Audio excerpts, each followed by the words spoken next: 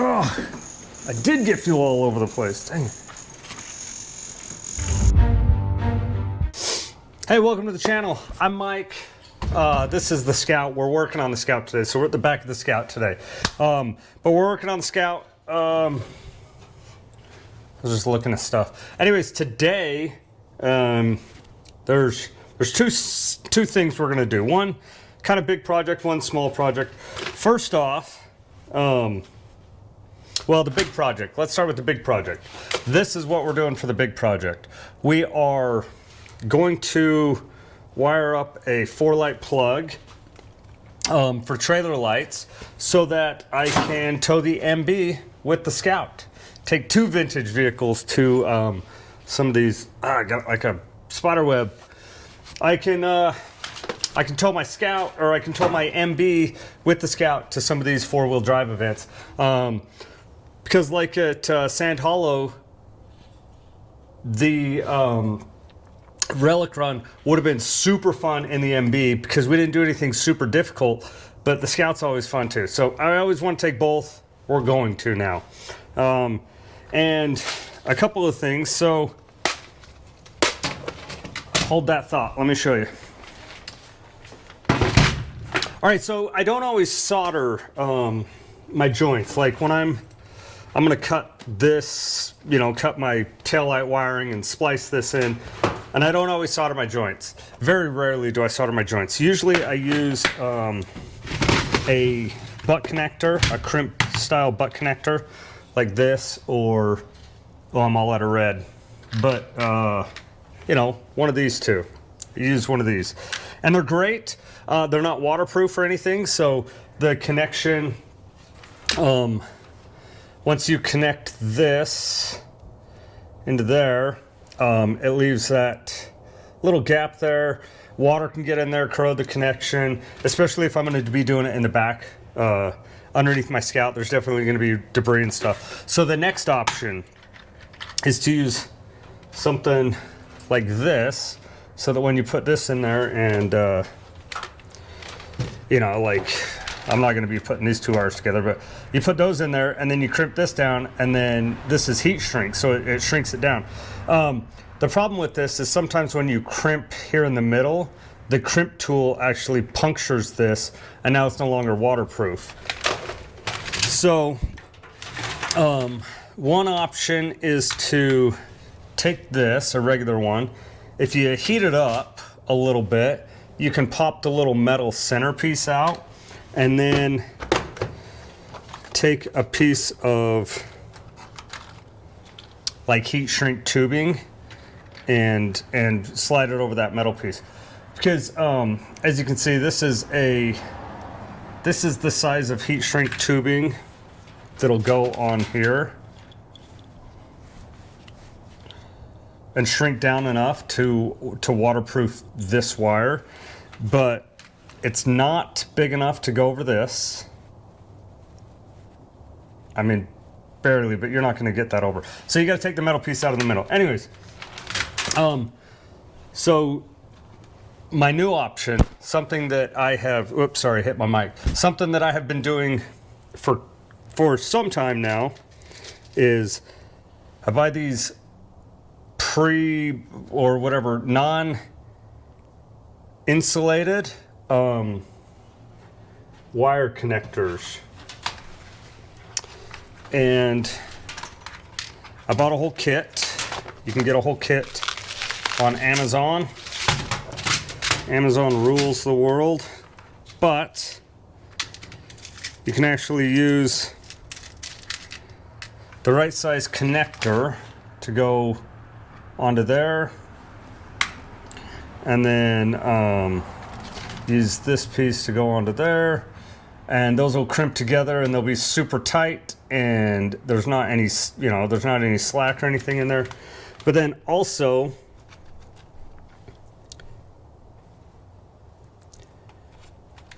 you can use a tighter piece of heat shrink that's going to sit on there tighter.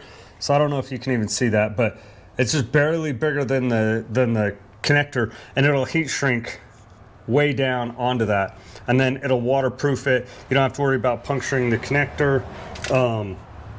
and the wire's going to be more secure and hopefully last longer. And this is my preferred method, second to soldering. Soldering's, again, probably the best as far as making sure the connection's the most secure and connected right, and then you can heat shrink it and waterproof it and all that kind of stuff. But we're going to be doing this. This is what we're going to be using now. All right. So, let's put that to the side. The second project we're doing today, I know we're like 5 minutes into the video, but the second project we're going to be doing today is a fuel vent gas cap. Fuel can gas vent cap. And they're screw-on vent caps. This kit is awesome. It comes with everything you need to work. But let me show you why I need. Oh, I'm getting caught. Let's go here. So when I went on my War Hero trail ride to Colorado 4 months ago, my plastic vent piece broke off and was gone. And so I stuck some paper in there, a little wad of paper in there, and then a guy at a gas station gave me this sticker. It's for JJ in Tennessee, TNN. I don't think it's Tennessee. JJ in TNN. Anyways, awesome Scout, awesome international pickup truck. But this has been on here since then. And as much as I don't mind some stuff kind of being a little ghetto, we're gonna fix this. So we'll take this out. That plug worked really well. We'll get rid of this, put it in our 801 SoCo trash bag, and then we'll pop this off. I think there's some fuel in here, so maybe we'll put the fuel in the Beamer, and then we'll drill this out and get it going. The BMW is full, so we're gonna use this, and we're gonna use our siphon.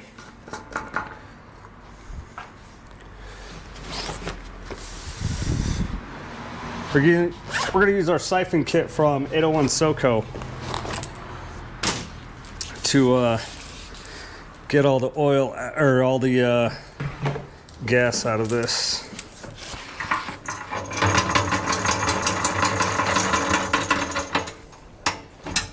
Oh crap!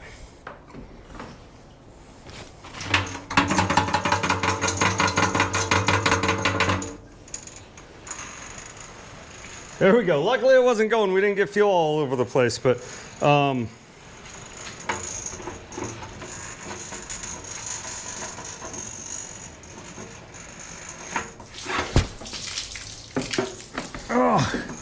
did get fuel all over the place. Dang it.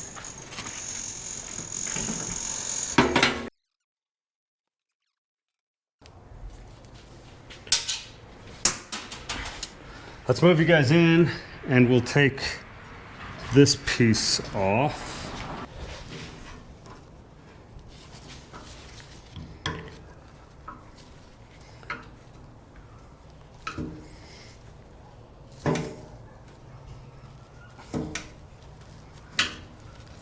Perfect.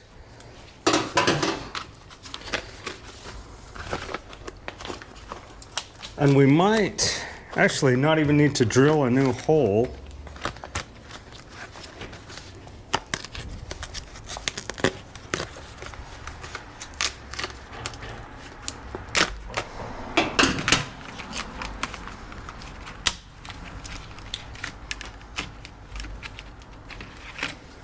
Let's see. Oh my gosh, that's the exact right size.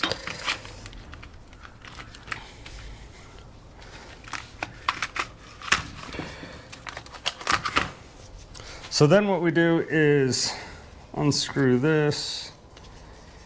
I think we got to unscrew this just a little bit.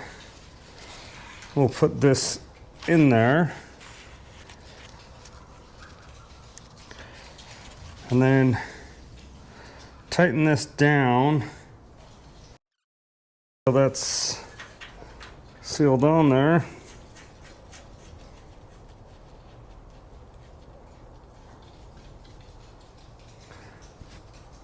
And then that's it. That's all we got.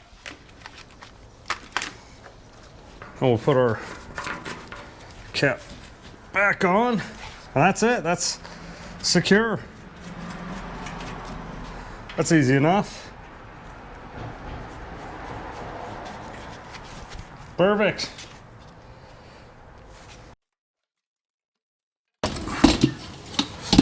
Okay, let's figure out what some of these wires are and where they go. Like this one, who knows what it is. Let's see, let me get a rag and some cleaner. Now with my wiring harness, these are supposed to be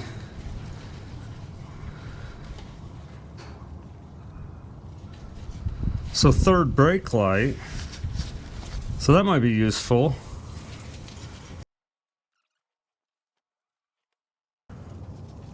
All right, so there's the left turn, the brake lights, and I need the right turn.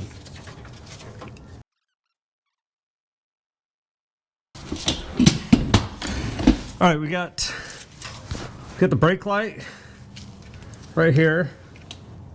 Got the left rear turn signal right there and the right rear turn signal right here. So I think we'll start with the right rear just because it's going to be the hardest.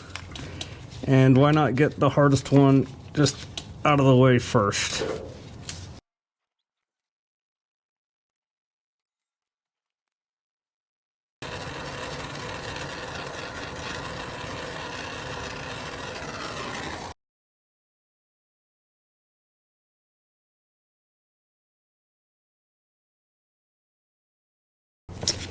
The wiring is almost done, right? It's all wired up.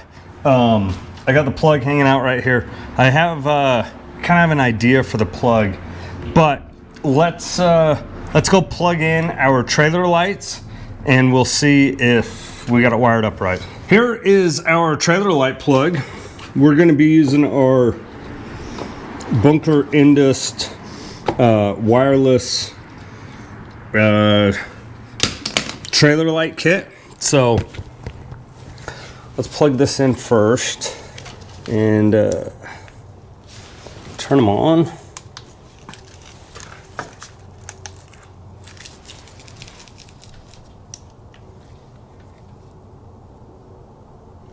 Okay, I think they're working.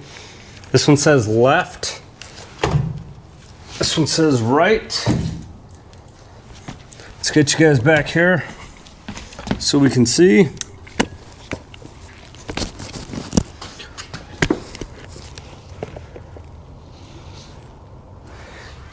And let's see if they work.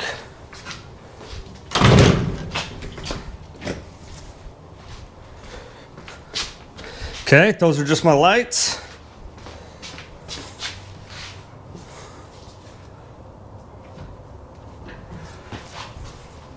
And you know what? I actually can't tell if the brake lights work or not, so I'm gonna put these down here on the floor real quick for a sec so that I can just look back and see.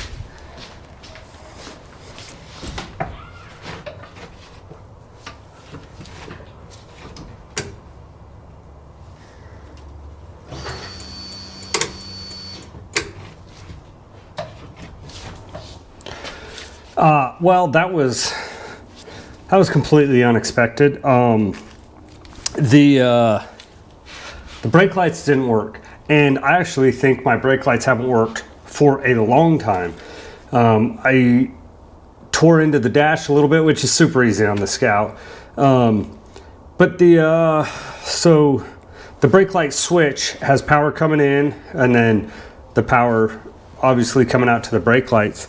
But the wire for the power coming in was unplugged and hanging off to the side. I don't know how long it's been like that. Nobody has ever said anything to me about not having brake lights.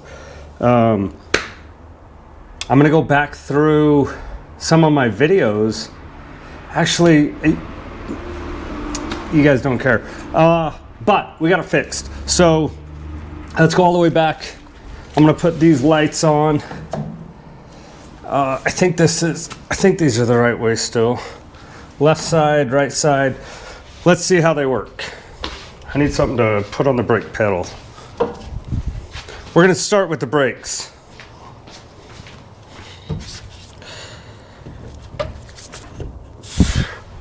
Are they working? Yes. Okay, brake lights are working.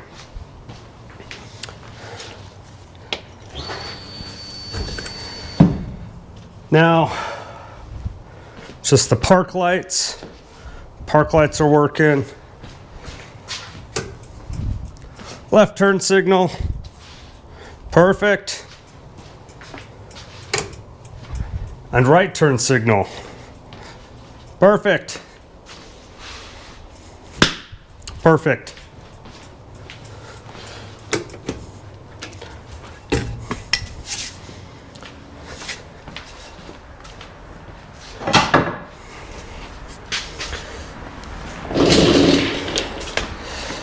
All right, there we go. That is the trailer light wiring, and you can see right now it's just kind of hanging right here over my spare tire carrier, which is not going to be the case. I'm going to put it hasn't come yet. It should be here tonight, but I'm going to put just a protective sleeve over this, run it all the way down, and then I'm actually going to, I have a little tiny hole inside my bed right here, inside my Scout. I'm just going to pop that through because this doesn't need to be out. These are wireless, so I could actually just plug this in and leave it in my Scout, inside, protected from the elements. So I'm going to clean that up. I'm going to clean up my stuff out here, and we'll be good. Thanks for watching.